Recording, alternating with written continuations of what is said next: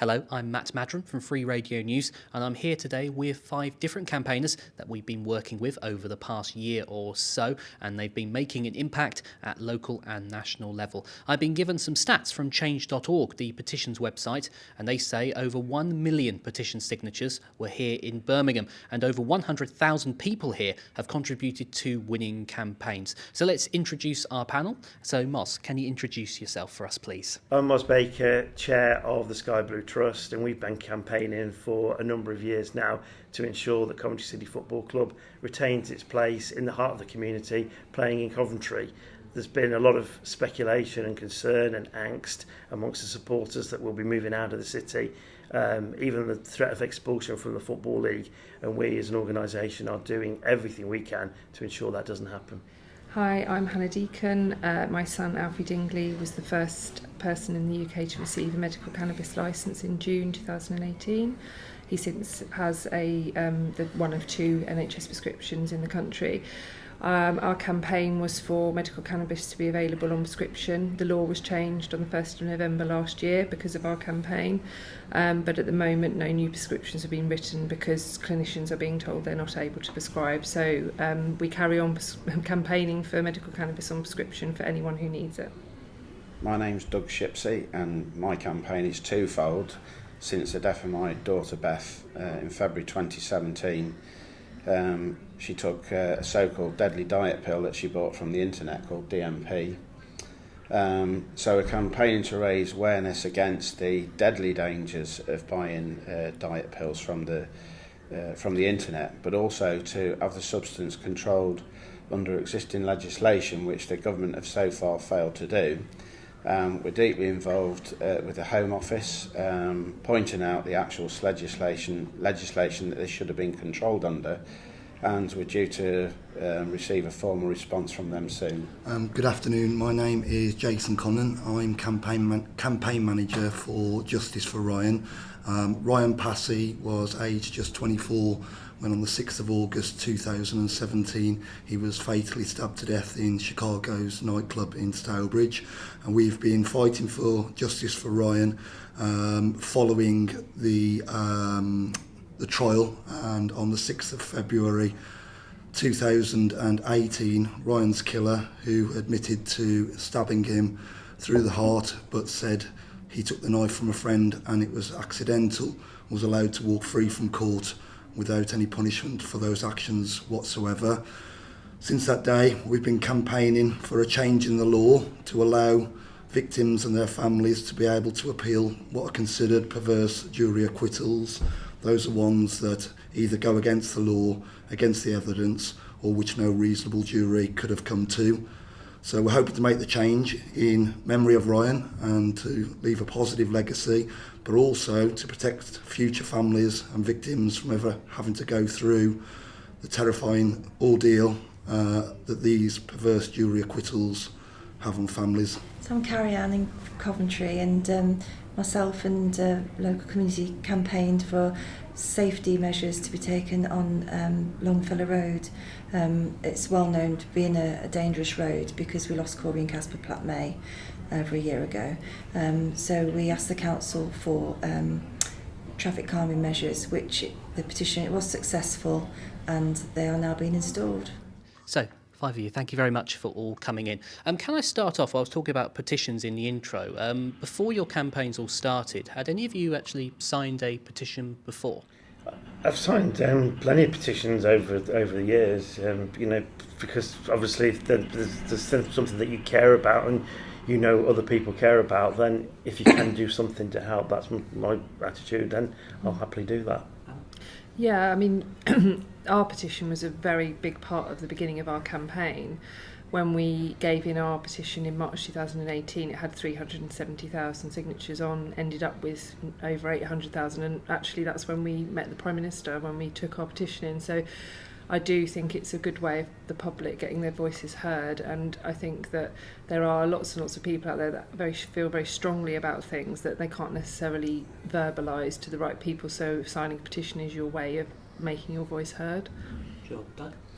Yeah, I've signed petitions in the past, but my campaigning isn't at the stage yet where we feel a petition would be beneficial, because there's two strands to my campaign. One is raising awareness with the help of free radio, etc., as I mentioned, but the other is the research that I've done over the 2 years, along with help of other bereaved parents. We've come to learn that this particular substance is where the government have been saying, it's legal because it has legitimate industrial uses, when in fact it's not.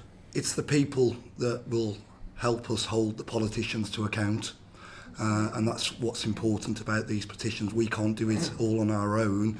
And if it's something, this isn't a change that, we're just looking to do for Ryan. We want to roll this out in Ryan's memory to stop other families and victims from ever having to go through, the distress and torture that, these perverse acquittals. Just because someone was acquitted doesn't necessarily make them innocent in law. They are important to hold government to account. I think it's the one thing that the government cannot ignore when there's public pressure, and that's the one thing that really helped our campaign, is that there was public outcry. I'm one of these, I can't sit back and listen to people moaning. I can't moan, I'm a doer. So don't stand there every day moaning, on the school run. Do something about it. And it was an elderly member of the community that said to me, try an e-petition. I was like, what's one of those? So I went onto the Coventry City Council website and did that. And then unfortunately, we lost Corey and Casper Platt-May. Because it was such a high-profile story, and everyone was so passionate and upset about it, everybody signed all these. We got nearly 2,000 written signatures. And we went to a football fun day in memory of the boys at the Copsewood, and we got loads of signatures there. My Sikh neighbours took their petition paper to the temple. It brought the community together, and all together we got nearly 2,000 signatures. One of the things that Carrie-Anne mentioned there is about community spirit. Have the rest of you found that the community have rallied behind you when you've been working on your campaigns? Yeah, very much so. I live in Kenilworth, and our MP Jeremy Wright was very, very supportive. We actually told him before we went to Holland that we were going, and we got all the support of our local GP and our paediatrician. We told everyone what we wanted to do with our son, so we were always very open about that. And that was quite big at the time as well, because Jeremy Wright was the He's Attorney General at the time. I was just going to say that, and that actually was so helpful, because having the Attorney General as your MP gets you into places. We got to meet the Home Office very quickly after we got back from Holland. We were very, very lucky. Doug, have you felt the same way in your local community about this? Not in the local community, above and beyond family and friends, relatives, etc. That or let's say people that have read the local newspaper, because this is more of a national issue. And there's been a community created from national media exposure, Sky News, ITN News, BBC, Free Radio, etc., when they ran their Dying to Diet campaign. That was extremely linked to Beth's death, because that relates to young people who have body image issues, eating disorder issues. So you mentioned the fact that it's become a national issue. Is that just as powerful as a local response? You're getting a national response from national media, people who are sort of like involved in it as well? I think it could be diluted. Locally, local communities, are quite a nucleus of people with strong feelings about a local issue. So it's a bit more difficult to try and get that message across nationally. It kind of gets diluted, if that makes sense. But of the people that do become involved, they are very passionate about meeting the same ends. Sure. And Moz, I suppose from your point of view, being the chair of the Sky Blue Trust, you're representing a massive fan base of a massive football club. Do you feel a sort of responsibility from your point of view representing that fan base? Yeah, absolutely. And I think the campaigning that we've done is obviously different from the others we've mentioned here, which are fantastic efforts that are being made.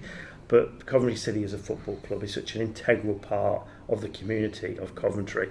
And this saga has been going on for such a long time now.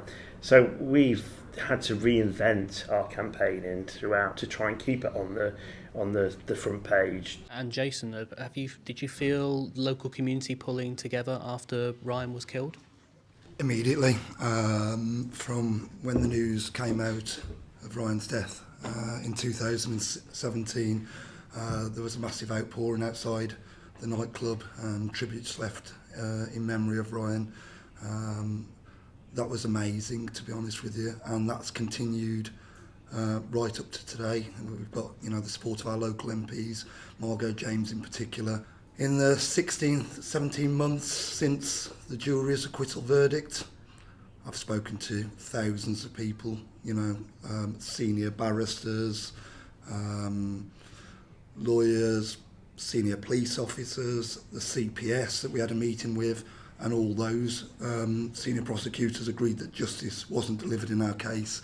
To the average person on the street, I get asked every day, how is that allowed to happen? You talked about there how knife crime can be relatable everywhere, and I suppose, trying to fix a speeding road, getting a dangerous substance banned, getting a perfectly legitimate treatment legalised, and saving a football club. These are all things that we can relate to. Can you all relate to each other and the campaigns that you guys are doing?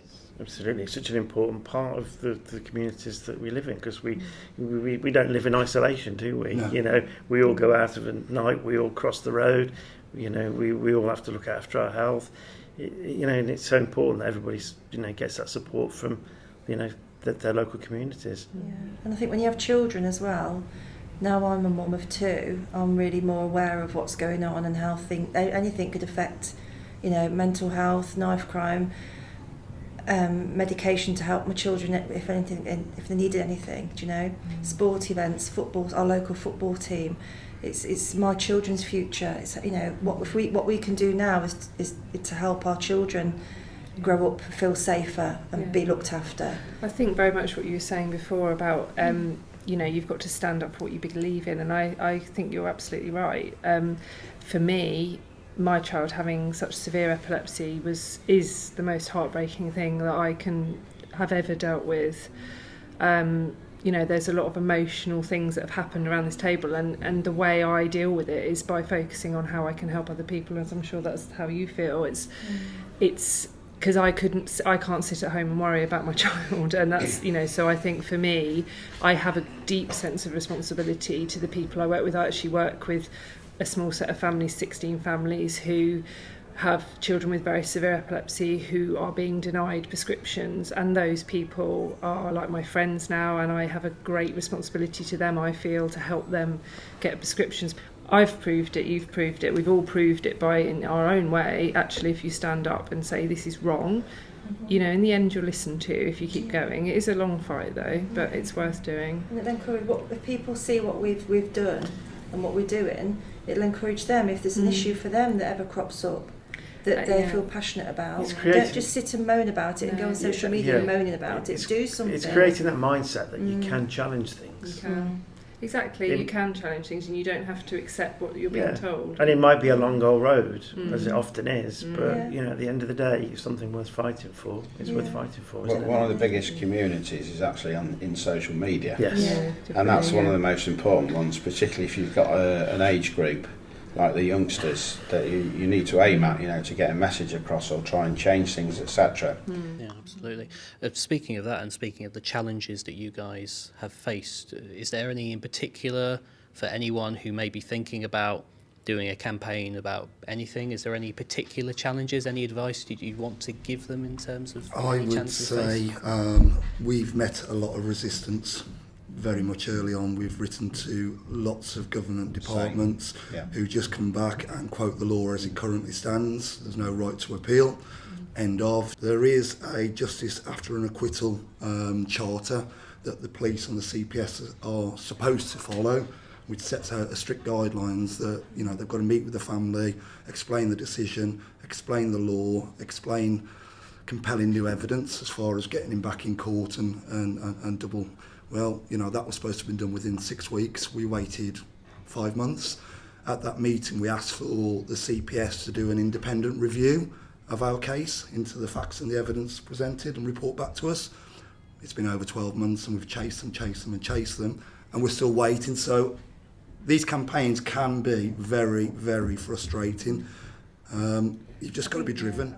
What's next for all of you five? Just give us a bit of an idea of what you are going to be doing next with your campaigns. We'll start with Carrie Ann this time. Yeah, well, any time now Longfellow Road will be finished, all the work that's been taking place over the last few weeks.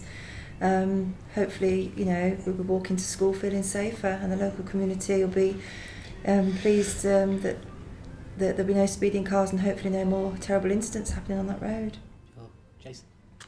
Yeah, so we are now preparing legal action. We've got the support of a leading barrister that's worked on high-profile appeals cases in the past.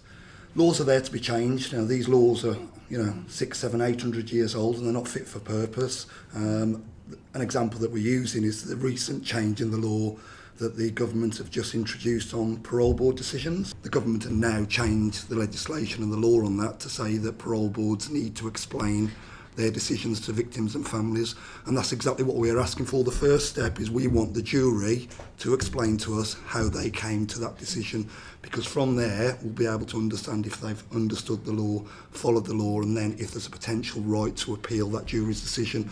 But at the moment we just have to accept. I actually think quite a lot of people would be surprised that isn't already available. Yeah. Actually, hearing you When say you that, look it at makes it, complete it's- sense. Why would you not, when you're a grieving family, have a jury actually explain themselves to you, whether there's an acquittal or not? You know, that I'm just really surprised that doesn't happen already. It Yeah, the seems like government common talk sense. about open justice and Yeah. talk about, Yeah. that isn't open justice at all. We need that jury to come forward and give us the reasons. Doug, what's next for you? So we've got the National Advisory Committee, the Royal Pharmaceutical Society, the Health and Safety Executive and the National Poisons Information Service all now supporting, let's say, the presentations of our findings proving that the DMP substance is a controlled explosive and poisons, etc., comes under various legislations that exists. So now we're just waiting for a formal response from the Home Office, which is due any time now. And what we need to see is that yes, they agree and that they will take responsibility and will, as with TNT, where you can't Google that, you can't find that on the internet if you want to go and buy that. DMP is in the same categories. They just need to mirror what they do with that on the search engines and just switch it off. Nobody will be able to sell it, nobody will be able to see it. And these young people, average age of 21.6, of the 26 people that have died in the UK, won't be dying from it anymore. Absolutely. Hannah?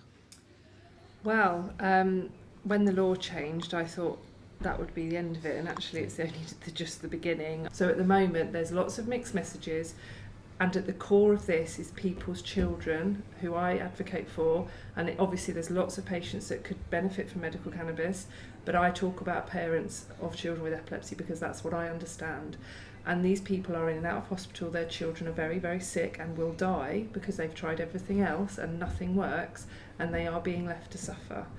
So as far as I'm concerned, my campaign really has only just begun. Finally, Moz, what's next for the Sky Blue Trust?